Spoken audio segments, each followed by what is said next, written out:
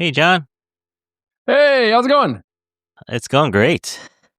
I'm already recording, so this could become the intro. Who knows? Fantastic. Let's do it. This whole one of my biggest things is not getting too caught up and trying to get things perfect. So the fact that we're just jumping straight in and doing it as is, that's my jam. Okay. Yeah. Where you're at? You're in Vancouver right now? I am. I'm in Vancouver, Canada. Where are you based? I'm San Francisco, so we share a time zone, but different countries. Different countries. Well, still at the moment. We'll see what's happening. It's getting a little bit like we're just like a little bit like, yeah, we think he's joking, but like also maybe All bets are off. Yeah.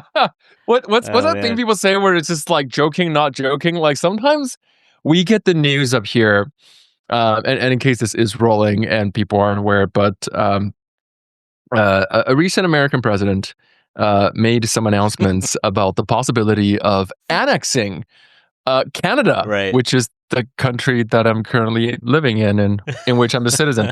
Whether or not he is taking that seriously is up for grave debate up here. We'll see. We'll see. Yeah. Oh man. Yeah. What's good up in Vancouver?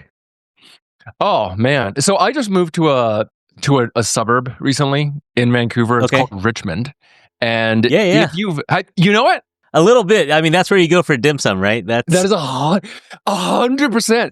It has I've lived in Vancouver pretty much my entire life. Like I've moved all over. I've moved in downtown. I've lived at like in closer to North Van. I've lived in Kits, UBC, you name it. Recently moved to Richmond. The best dim sum I have ever had. And I'm Taiwanese. So like last year I was like going to like Din Tai Fung in like Taipei, and I felt myself disappointed. Do you know how big of a deal that is to be disappointed by Din Tai Fung? Oh man, as a Taiwanese and Canadian, yeah. Yeah, I'm like, what? How is the dim sum up here better? Oh man. All right, well, we get ahead of ourselves a little. We can do this all day, I'm sure.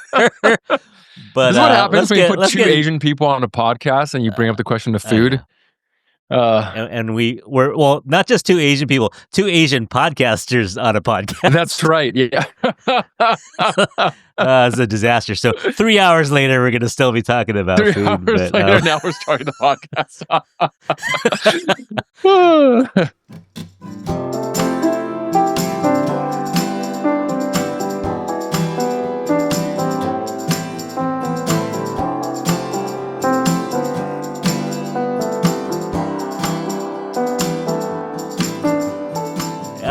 Okay, so we're talking to John Wang. You go with Wang, not Wang? Wang. It's just easier. I learned to speak it the white people way. Yeah. No, it's hard.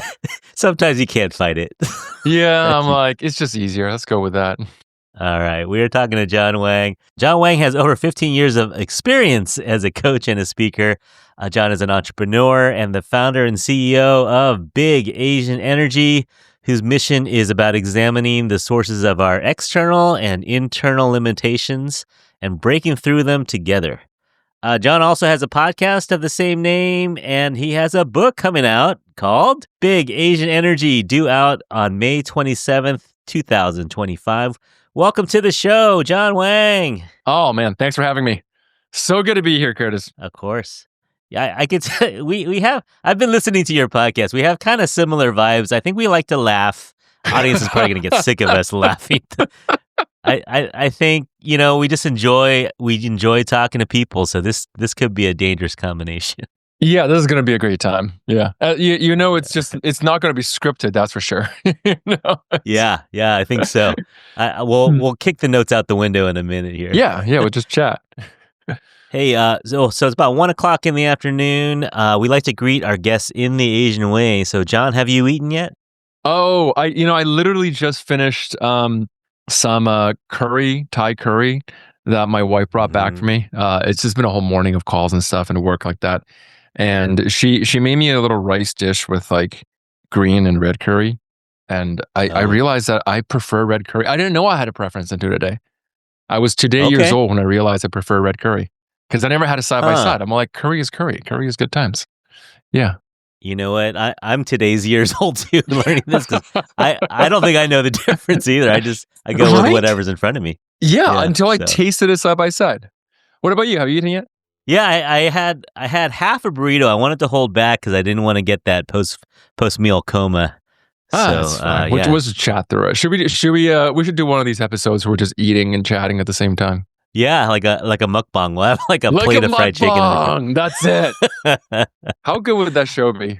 It's like Hot Ones, except only with Asian food with dim sum. Oof, it's a dangerous combination. Oh, check this out. So I have this idea of doing the chicken wing challenge with Asian hot sauces. Oh yeah, and we call it lot ones instead of hot ones. Oh yeah, right. Like, are you going pan Asian? Can we do deep dives? Can we try all the various? Because there's like Asian spices that I feel like are beyond the what's a Scottsville or whatever it is, Scoville. Scoville, yeah. Oh, okay. Yeah, we might have to do some research. Let's give that a shot. I'm curious. I've got some stories, some intense stories when it comes to hot sauce. Yeah, you've been around the world. See, I've never been to Southeast Asia, so I haven't experienced those chilies. And I haven't even been to Sichuan, so I haven't even tried, the Chongqing or the really hot, spicy stuff in the middle of China. Yeah, I can't handle the really hot stuff. I remember one time I went to Thailand and I went to try one of the local restaurants there. And there's two places that I've been to where I learned that there's like hot and then there's like hot by locals, like Asian hot. And what I mean by that is that when I went to India, for example, everywhere I went, I have to tell them 0 spice, like 0. And it would still be the spiciest thing I've ever eaten, like every time. Because I am a total wuss when it comes to like hot sauce, right? I just didn't grow up with it. So I was like 0 hot sauce. And they will bring it and I will eat it. And I would be inside a volcano and I'm like, what? Why? Like, why would you do this to me? Yeah. But my funniest experience was I was in Thailand, and Thai people understand hot sauce, right? And I was at like a restaurant with like like there's few white people there, and I'm sitting in the back. I'm already a tourist, and I'm ordering what I order every time, which is the mildest thing you can. Like I want like the vanilla Buyer's vanilla bean ice cream version of spiciness, right? And I hear this guy. He's like a backpacker, like clearly American, white guy. And he is kind of showing off to his friends. So he told the server, like, bring me the hottest that they can. And in my mind, I'm already like, no, bad move, dude, bro, don't test them. And this is all I can say is so the guy went back. The server went back to the kitchen. And I think he took it as a personal challenge. Of course, yeah. Because when a white guy walks into an Asian restaurant and demands the hottest thing, like the chefs in the back, they're like, he's like puts down a cigarette and like goes into the top shelf. Anyway, makes a dish, comes back. I've never seen a guy run out the restaurant seeking water so quickly as that guy did. Anyway. Yeah. Just wanted to share. If you want to truly understand what hot means, go to a restaurant and threaten them. Give them the challenge. Thing you can have. Give them the challenge. They'll take the challenge. All right. Let's see. Can we dig into your roots? We talked about it a little bit. So Taiwanese Canadian. Or where did you move to when you first came to the North America? We moved to Vancouver. Moved to Vancouver. Totally by accident. My parents were supposed to move to like Montreal. And we knew nothing about Canada. My dad had a friend who lives in Vancouver. And so they decided, okay, well, we have to stop over in Vancouver anyway. They stopped over in Vancouver. My dad met with his friend who took him to a Chinese restaurant. There was one major Chinese restaurant in all of Richmond at the time. Very big difference now. And he liked the meal so much, he decided to stay. Like, that was it. That was the entire decision-making process. Wow. Had a meal, decided to stay. So now I was born in Taiwan. Now I'm in Vancouver, and that's how I'm in Vancouver instead of speaking French in Quebec right now. Okay. All right. So you grew up in Vancouver. So it was fairly diverse at that time, or was it not yet? When I first moved here, I was one of 2 non-white kids, I think, in my first school, my first elementary school. And then it was like in a matter of a few years, it was around that time we're talking about, like, the time of the great Hong Kong migration, I would say. It was like a few years and the city became flooded. So it went from almost all white people to now I think Richmond is like probably 80% Asians. Like we are not the minority here. Yeah. Okay. All right. So did I read this right? Did you graduate high school like when you were 16 or 17? Yeah, I graduated early. Where did you find this? Like I dig deep. Your research is coming up with some good stuff. Yeah, I don't remember where I talked about this. I did graduate a little bit earlier. I don't know. I just didn't love school. Just very quick early on, I just went like, this is not really my vibe. And so I found out that you can take classes. There was no online back then. The internet really wasn't a thing, but you could take classes through mail. Like they would mail you textbooks and audio tapes. And this is going to reveal our ages to some of your younger listeners. This thing called VHS tapes that we had to watch as classes. And I realized that I could skip grades, and I managed to do that. All right. So a couple years at UBC you're still underage, so you couldn't even leave the house yet. How are you finding out all this information? Like, are you in my house right now? I'm in your head. Coming from inside the house. All right. Then you go to McGill. Yeah. Do you say McGill or McGill? Yeah, McGill University. That's where I went, and McGill is a university in Montreal. I wanted to go somewhere where there was French because I love the language, and it was either that or Belgium. And I realized that I wouldn't know how to survive in Belgium, so I stayed in Canada. So I went to UBC for a few years, and then went to McGill. And you guys, Canadians get free college, am I right? Basically, no, but it's quite cheap compared to I think like what the Americans that you guys pay. It's just mostly covered by the Canadian government, provincial government. Nice. I think pitches in. We still complain though. Yeah, we'll still complain. They're always raising tuition these days. Sure. What were you thinking? What were you thinking of doing in college? I always thought that I would go into law because my mom gave me 3 options. I'm sure this is not new to most people who are from certain types of Asian backgrounds. I could either be a doctor, a lawyer, or I think she offered me like either engineer or she realized that my math was just never going to be good enough for that. Something along the lines of like I could be like an architect or something. Okay. I realized I had absolutely no ability to handle biology. It's like kind of freak out at the sight of blood. But law, I love language. I was obsessed with language even as a child. I loved literature. I loved poetry. And so for some reason I was like, okay, law sounds like a good path for me. So anytime somebody asked me what you want to do when I grow up, I would say, I'm going to go and work in law. And then somebody suggested that I basically go and work at a law firm to see what it was like. Right. So I found a law firm in Vancouver, and I essentially talked my way into charmed my way, if you can call it that, into an internship there by literally showing up every single day for a week. And pressuring them pure pressuring them into giving me a position. And they finally did. They relented. They were like, you seem persistent and kind of funny. So we'll keep you around. And I realized like after working there, because they gave me like document review, which is a pretty good position. There's like, go read through these cases. We're trying to formulate a pharmaceutical company thing and learn it. And a week into it, I was like, I can't. This is not what I'm going to be doing for the rest of my life. Like, I don't care what you pay me. My parents were not happy with that.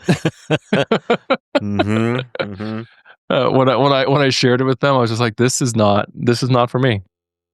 Yeah. But thank goodness you did, though, right? Like you did the internship, or else. Thank goodness I did the internship, because otherwise I would have started probably in law school, and then discovered too late, perhaps, that this wasn't for me.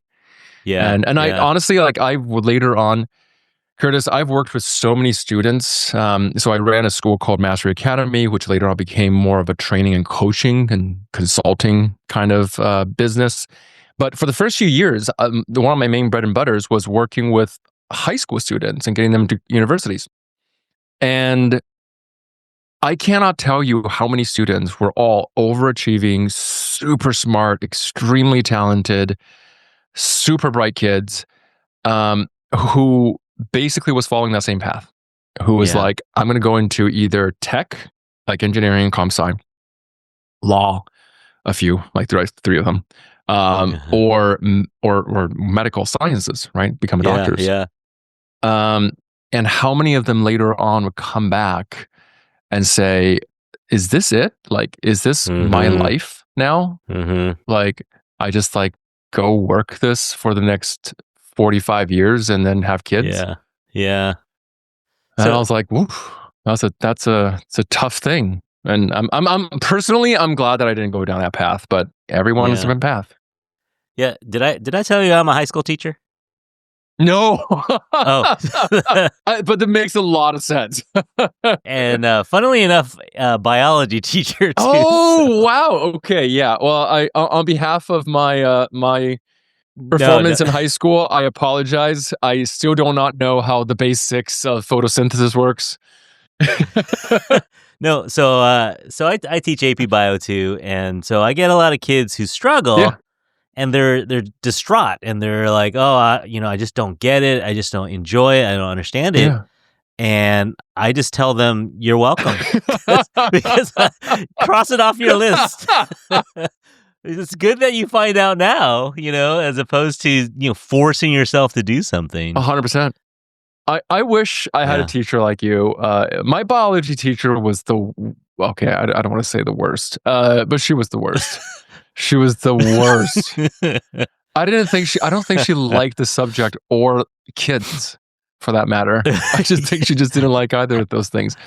But I will say this, and why it is that I believe in education so deeply, and I just want to really say thank you for what you do.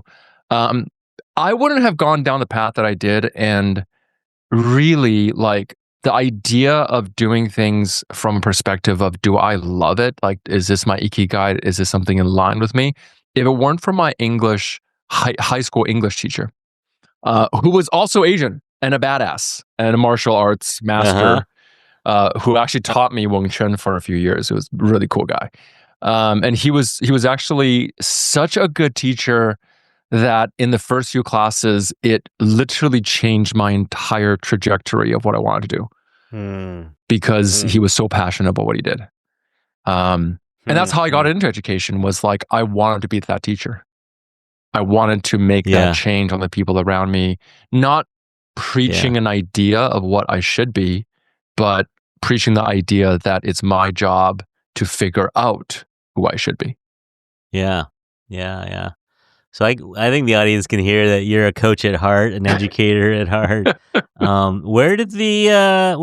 the coaching was working with high school kids, college coaching. Where did the idea for Big Asian Energy come from? Yeah. It was a personal story, really. There's a few different moments that I would say made that difference, but I had many of my students who were getting into these top schools. So proud of them, by the way. They got into these top schools, and they would later on graduate, and over the course of 15 years, they'd come back having gone into the workspace, right? So like, I had students who, for example, they went to a great school, graduated, went to work for Google, or went to work for American Express, and they'd come back, and I keep in touch with them all the time. Like, I have small little WhatsApp groups and chats I just like live on, and they'll come back and they'll catch me up on what things are going. And many of them came back and would ask me questions like, okay, so now that I'm in this job, how do I, first and foremost, like, how do I get this job? How do I Right. pass the interview? How do I now ask for a raise? How do I now ask for this? And how do I figure out what my next strategy plan is? And I realized from my own experience that there's a strategy. It's not just working harder. And I think that that's the problem, is that many of them, they just only were taught like, if you just work harder, someone will come tap you on the shoulders and say, hey, good Yeah. job. Like, I see your hard work and therefore I'm going to give you this position. But like, no one is going to do that. Like, no one's coming to save you. Like, nobody cares. It sounds really kind of depressing, but like, nobody cares. And if you don't know how to self-advocate and speak for yourself, you'll never get there. And in particular, because of the fact that we look Asian, people will treat us differently. And when I talk to Asian people, like, I think there's a kind of knowing that we all understand. Like, if you ever had to go through that process of applying for university or college, for example, like, we're looked at a little bit differently, and that there's strategies of what it is. Like, an example is, especially like, this is where my background in college admissions come into. Like, if you have a student come in through your door and he is like, oh, like, I'm the president of my math club and I do really well in AP math. Also, I'm in like anime club and I play the piano. Like, we're going to have a conversation about like, okay, you're impressive to us, but the stereotypes that follow you will be there. And at a certain point, you learn how to navigate the acceptance that we are viewed differently.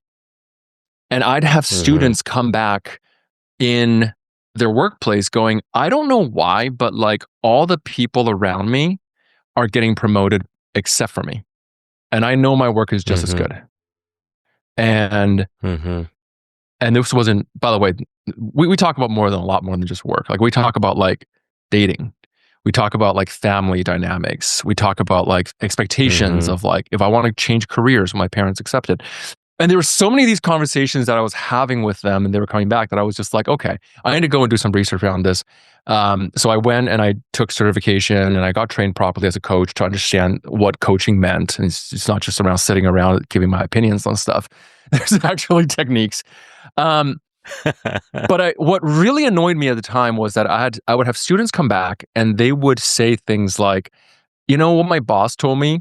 My boss told me is that I would be so happy to promote you if only you had more gravitas, or like, if only you seemed more like a leader, or like, if you had a certain style of communication, and like, all of these things that are kind of like coded words. I'm going to say it as, if only you weren't so Asian. So that, in my own personal experiences, by the way, I have so many stories that I could share about my own personal experiences, microaggressions, like getting confused with the wrong Asian, getting told like, basically like, oh, you speak really good for an Asian. Like, what? Like, what? Stuff like that. Then I start going, okay, we need to start looking at how do we tackle this? Because we know it's still a problem, but we're not talking about how do we solve the problem. And that was the start of both. I would say the podcast was just because I wanted to interview leaders and coaches and people and ask them how they did it. So it wasn't just my own experiences. But the book came because I was like, let me put all the research, the studies, the sciences, and more importantly, what has actually worked onto a book, so that, if you want to break through those ceilings, like, there's a way to do it without like being more white, if that makes sense. Yeah. Okay. So Big Asian Energy, about what, 4 or 5 years? How long have you been doing that? I would say the idea for Big Asian Energy has been around, I'll say, pretty long. Probably 2016, 2017 onwards, I've been like playing around with it. I've had notes, early on it was because I found out that the bamboo ceiling was still a thing. which really kind of, annoyed me. And that was when I started going, okay, let me put down some ideas. Initially, I just wanted to talk about it and make videos about it because I was on TikTok and I like making videos where I talk about like random topics around personal development and self-development. And so I would say, the ideas, early ideation, 2016, 2017 onwards, actual writing, 2023, I think. Okay. So started with kind of podcast, TikTok, social media stuff, and you just were talking to enough people. You decided, hey, let's write a book. Let's get it all in one place.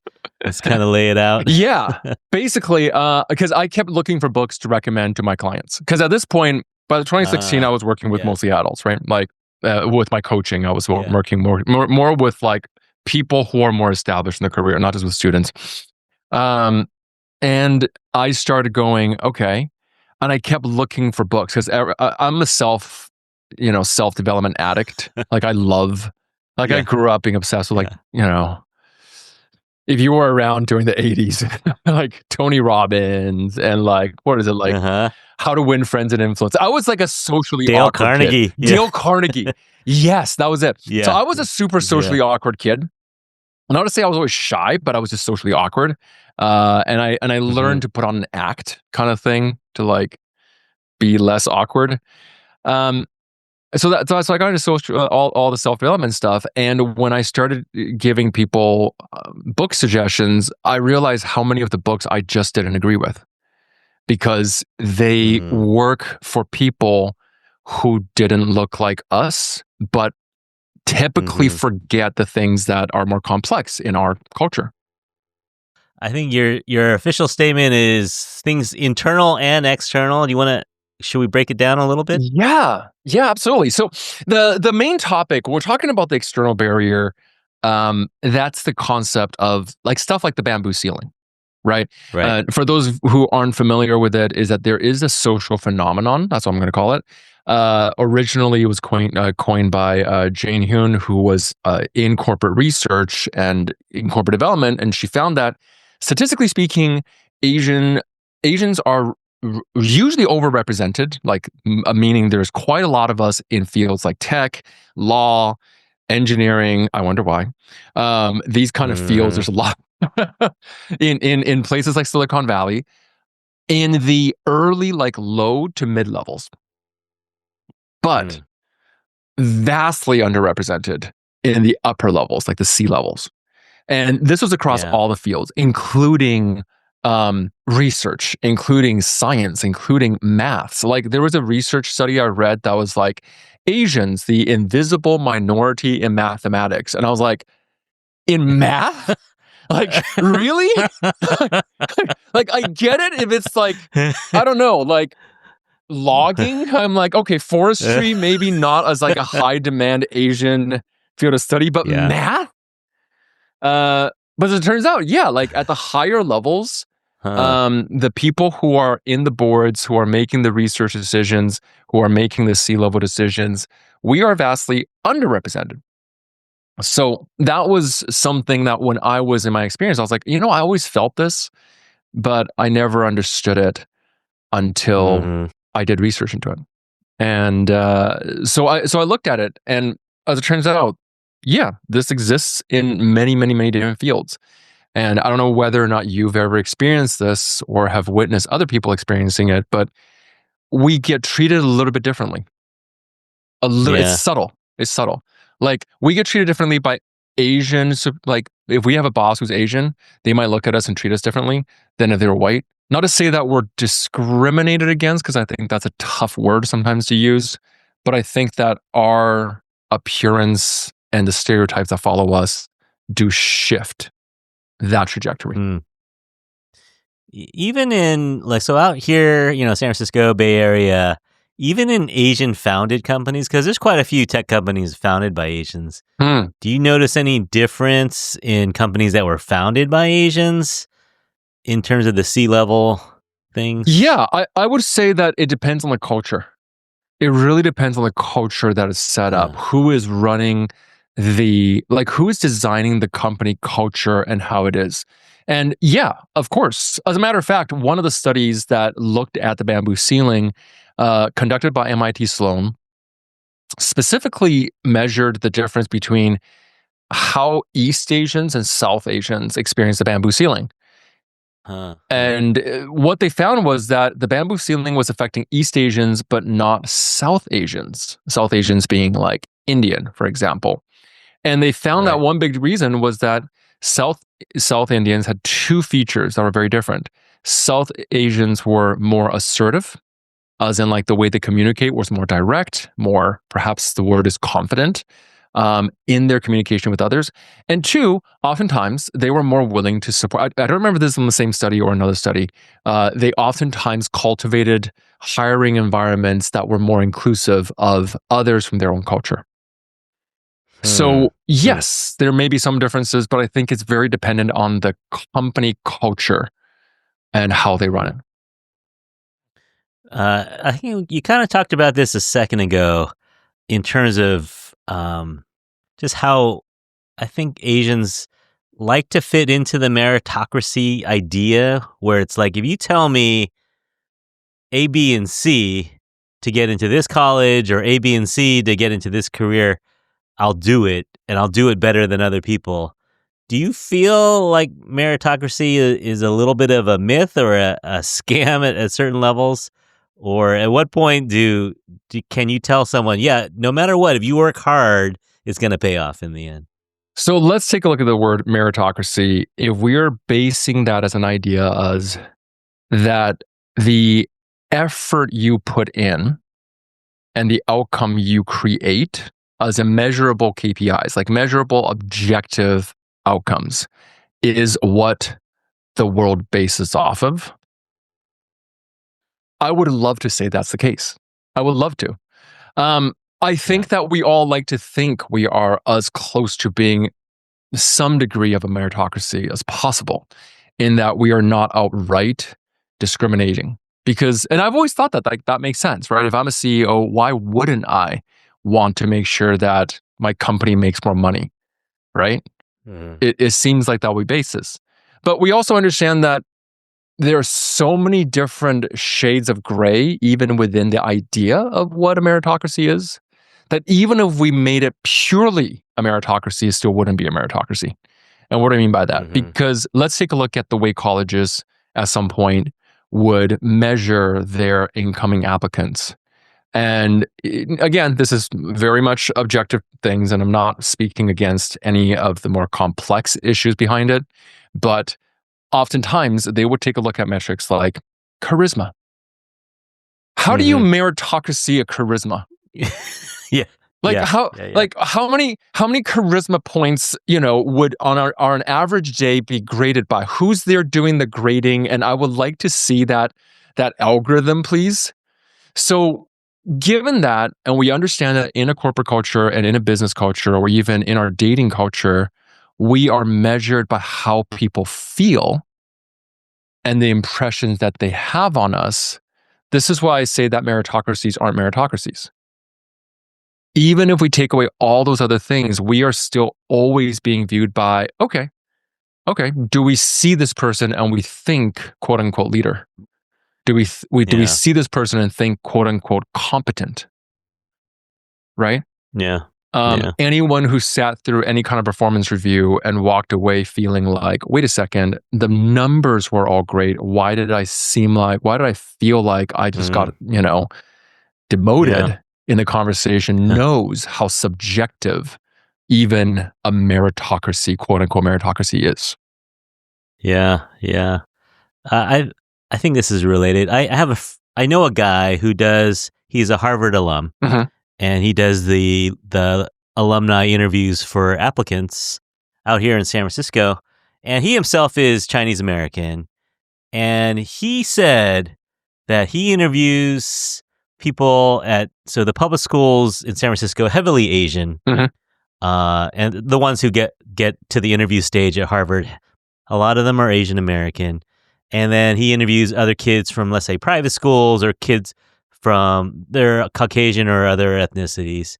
And he says that in the interview, and this is maybe charisma or whatever, he is rooting hard for the public school kids. Mhm. And he says that it is night and day, though, when he interviews private school kids, typically Caucasian kids, Mhm. or even Asian kids from private school.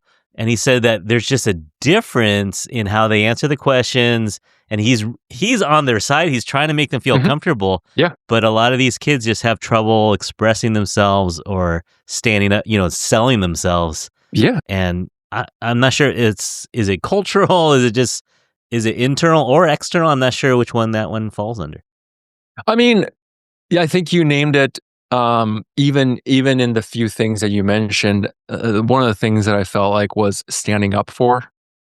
Like even that is an idea, because automatically when we think of somebody standing up for someone, we're like, oh, okay, like they're facing an injustice, like they're getting like pushed around. But what about standing up for your ideas? What about standing up for what you're strong at? Right? Like how often, this is a simple question a lot of times that I talk to, because in talking with my more business and, side coaching type work that I do, like more executive side, one of the biggest things I always bring up is advancement is alignment. So like, you don't have to be constantly being loud and promoting everything you do, but do people know what you do and how you do it? Because if people don't know what you do and how you do it, it doesn't matter if what you do is great. There is no meritocracy. Yeah. Right. If the employee is crushing it at KPIs that no one is looking at, did the employee crush KPIs? Right? Like is, you know what I'm saying? It's kind of like if the tree fell in the woods and nobody heard it. If the Asian employee is working 18-hour days and no one is aware of it, did he work 18-hour days? Yeah. And how often did we learn, instead of how to talk about our accomplishments, how often were we taught the opposite? That it's don't brag, shameful. Yeah. We got to be humble. Yeah. Can't talk about it. Other people talk about it. You wait for your mom to bring it up subtly. Right. Yeah. To your cousins or vice versa. So that's kind of in between internal and external limitation or barrier. Yeah. Well, I don't like to think of it as internal or external, because there is no such thing. When we're speaking on a day-to-day, like one of the biggest things that people come to me with is like, how do I sound more confident? And I'm like, automatically, if you're trying to sound more confident, you already are putting yourself at a disadvantage, aren't you? Yeah. Because it suggests that you aren't confident and you're trying to fake it. And the truth is, most of us suck at faking it. We could see through it. Like most of us have really good BS detectors. Like we could see through it a mile away when someone is trying to kind of like, it's got that like main character vibe and trying to like talk themselves up, and they don't really believe it. Like we could sense it. Like something's incongruent, right? Something's off, because that's what we're looking for, is congruency. So automatically, if you're like, how do I sound more confident when I go to give this presentation? You're already assuming you're not going to be confident. So is that internal or external? Of course, it's both. Yeah. Right? It doesn't matter if you're walking into a performance review, or you're walking into a presentation, or you're just going on a date. Like it's all interrelated. There is no such thing as internal and external. Yeah.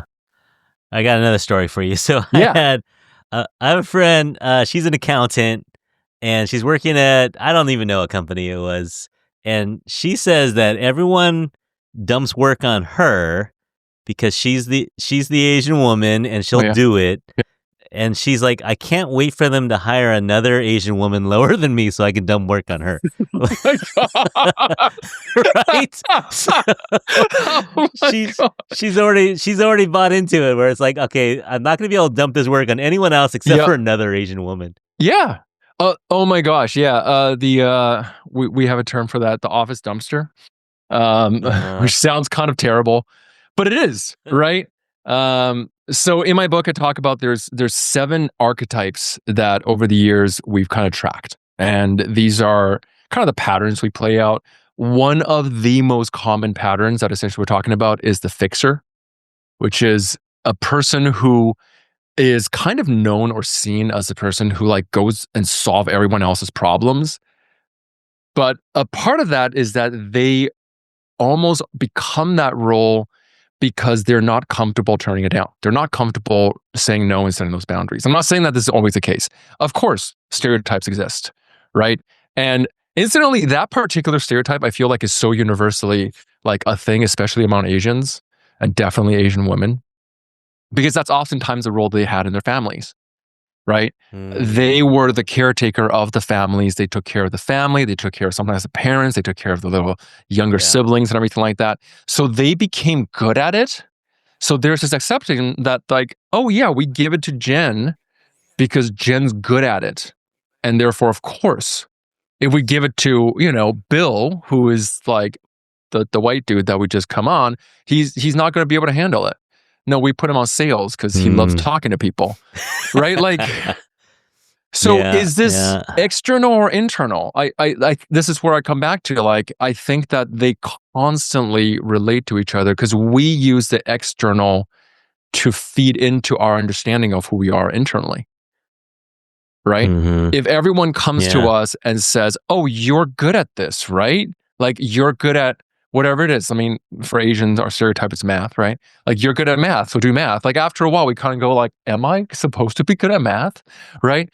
And if people come to you and it's just like, oh, I thought that you'd be fine doing the extra work because all Asians are understanding of eating bitter, then what's wrong with me that all my 6 other Asian colleagues are working until 1 a.m., but I'm the lazy one who wants to clock out at 6, right? Like, these stories start to show up. So again, is that internal or external? Right? The external feeds and internal. It's tough, man. It's tough. I feel for your friend. I really do. Because that's a hard role to break out of. Yeah. And maybe in a way, we were talking about someone who's like the faithful daughter doing all the stuff for the family. And in a way, she's been rewarded, telling her how much she's needed or feeling needed and feeling valuable through that. So maybe in a way, those people are like, well, I'm just going to keep doing the work. It's going to be dumped on me. And eventually upstairs, we'll see. 100%. And because that's how we're taught. This is something I found particularly common with my clients who are Southeast Asian, as well as like East Asian and Southeast Asian, and like people from the Philippines, and people from like heritage of Korea, Japan. Very common, where there's this belief that you just do the work quietly and someone will recognize it and let you know when it's your time. And until then, if you speak up too early, there's a story of like, am I being a little bit presumptuous? Am I being a little bit egotistical to assume that it's okay for me? Like, people are always surprised when I say that, like, oh, like, when do I bring up the conversation about, let's say, getting a raise? And my answer is like, today. And they're like, oh, but my next performance review isn't until like another 6 months. And I'm like, good, then you're late. Because they have the story of like, oh, I need to have shown all this stack of progress before I can ask for a fair compensation. Yeah.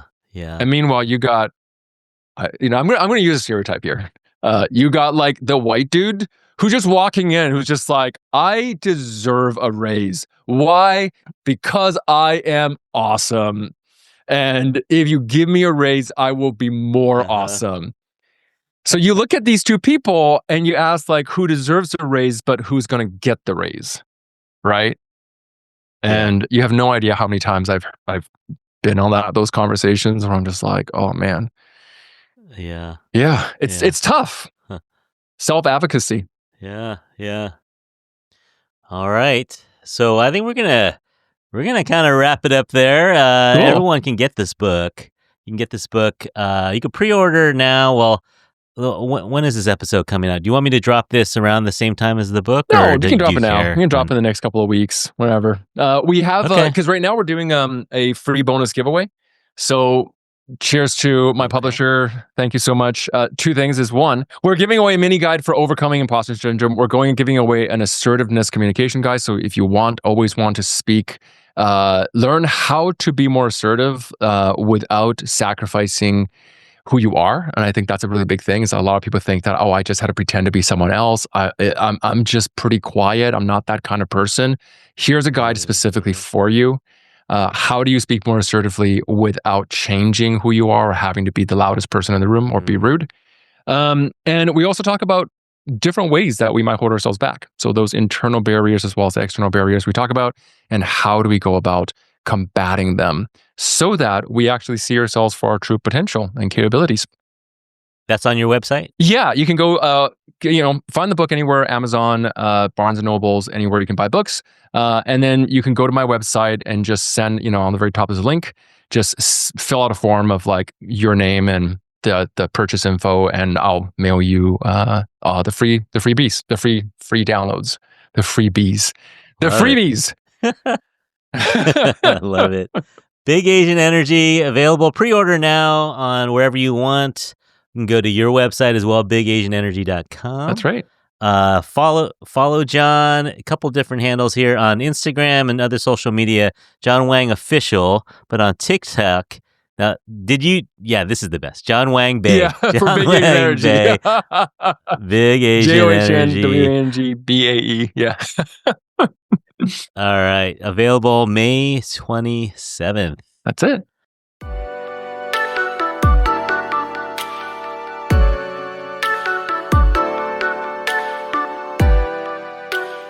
All right. Hey, you're done with the tough questions. Are you ready for some? We used to call it the lightning round, but I'm too chatty for that. So we're going to call it now. We call it Yao, your Asian opinion. So, John Wang, where's the best Asian food in North America? Oh, okay. I know there's a lot, but recently I found a pho place nearby that honestly I think it might be the best pho I've had in my tastes. Because instead of, how they usually do it's called COM pho, because all the pho places have like super simple names, but they come out with like an entire rib bone for the meat part. That like you eat off the bone, which I've never done with pho. It's so good. Yeah. Okay. So you're going Richmond, BC on this. Oh, Richmond, BC. This is homegrown. Yeah. Fair enough. All right. Now this one you can name as many as you want, but who are the Asians or Asian Americans, Asian Canadians that are giving you the most Big Asian Energy right now? Oh, I mean, I don't think there's anyone who I can name bigger, in my opinion, than Michelle Yeoh. I think Michelle Yeoh is like the queen of Big Asian Energy. Yeah. Like just like if you ever watch those interviews where she talks about putting, I think, Jackie Chan in her place when she first started her career, you're like, damn, like that is next level. Big Asian Energy. Where she threatened they were trying to play her off in the award show. And she's like, I'll beat you up. Yeah. I love it. Or how about this one? I just saw her. Where was she? She was with Ronnie Chang. Mayor Michelle Wu. Boston mayor. Yeah. Giving Big Asian Energy.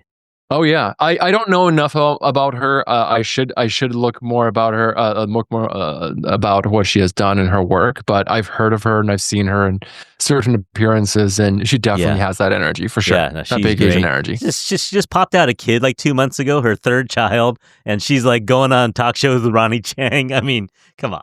Oh my gosh. Yeah. 100%. All right. Our signature question is we ask people who their infatuation is. Infatuation is anyone in the Asian community, living or deceased, that you admire. So there's so many here. But John Wang, who is your infatuation? Can I have two? Am I allowed? As many as you want. There's a double naming. Michelle Yeoh has definitely always been my infatuation.